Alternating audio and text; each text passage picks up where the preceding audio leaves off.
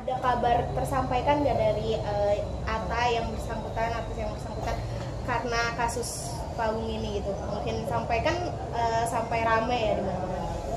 Ya mungkin yang melihat ini teman-teman semua ya, karena saya orangnya nggak uber sosial media, jadi kurang tahu, kurang paham aja. Udah disampaikan sama teman-teman aja. Secara komunikasi nggak ada dari pihak Atta secara langsung ke Pak Agung? Saya udah gimana ya, nggak jarang sih mbak bergaul sama orang biasa aja, kayak yang berteman sama orang-orang ini. Pak Agung, tapi saat kita flashback sedikit ya, saat Pak Agung ngomong gitu, pas setelah paginya ada perasaan gimana tuh? Ngerasa nyesal gak sih pakai ngancam wartawan, sedangkan wartawan kan menyesal itu 30 menit kemudian lah. Ngapain saya ngomong gitu? Saya pribadi itu juga bingung. Ya udah, nggak apa-apa. Saya meminta maaf kalau ucapan saya itu salah, perbuatannya salah. Dan saya kepada rekan-rekan media semuanya saya minta maaf.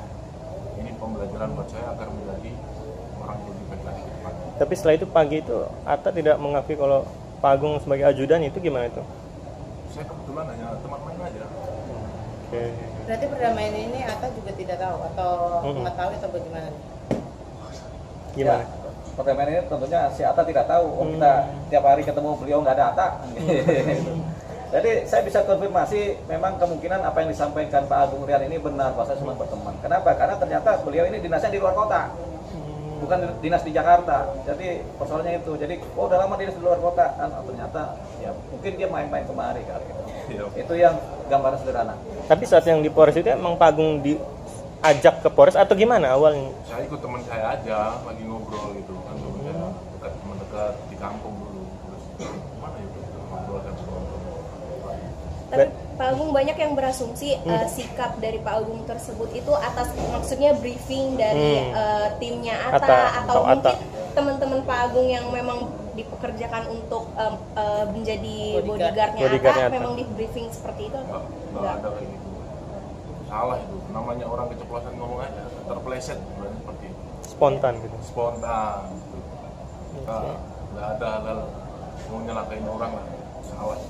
Tidak ada briefing untuk menjadi maksudnya Tidak arogan ada. gitu, nggak ada nggak? Nggak ada, Pak. Bang Dio, Ya. Berarti pasca ini Atta benar-benar sama sekali nggak ada tahu kejadian ini atau gimana sih sebenarnya, Bang? Ya kalau dilihat sih memang ini spontan ya. Spontan ini kayak saya lagi jalan sama teman saya tiba-tiba spontannya bereaksi negatif gitu. Jadi kita juga sebagai yang punya teman juga kaget, kenapa nih kan? Mungkin itu yang dialami oleh Atta juga. Gitu. Karena setelah kita juga berbicara dengan Pak Agung ini panjang lebar, ternyata memang tidak ada perintah atau tidak ada sen atau tidak ada kode dari Atta juga tentang apa yang harus dilakukan dan apa yang tidak dilakukan. Yang ada sifatnya spontan, masing-masing turun tangga. Itu yang sedang terjadi. Nah, sampai saat ini pun nggak ada tuh konfirmasi dari Atta Halilintar terhadap persoalan ini juga. Jadi kita anggap dia dalam kondisi kosong-kosong lah. Jadi nggak ada data tentang Atta Halilintar di perkara ini. Jadi dengan pertemuan Pak Agung dengan Bang Dio sebelumnya ini sudah mediasi, sudah ibaratnya sudah cash close, sudah clear atau gimana, Bang? Ya, ini dengan di hari ini berarti kasusnya close. Kasus ditutup. Bahasa Inggrisnya case close. Terus dengan berarti dengan Atta juga sudah tidak ada sama sekali Ya nggak ada, nggak usah ada katanya sama Atta lah, kita juga nggak kenal. Gitu. Pak Agung mungkin tadi kan berimbas ke kehidupan sebagai karir, ada nggak sih sampai nggak dipekerjakan lagi mungkin karena adanya kasus ini atau dapat teguran dari atasan pekerjaannya mungkin dari satuannya atau bagaimana? Ya kalau teguran sih ada, cuma disiplin aja gitu aja. jadi pembelajaran ya?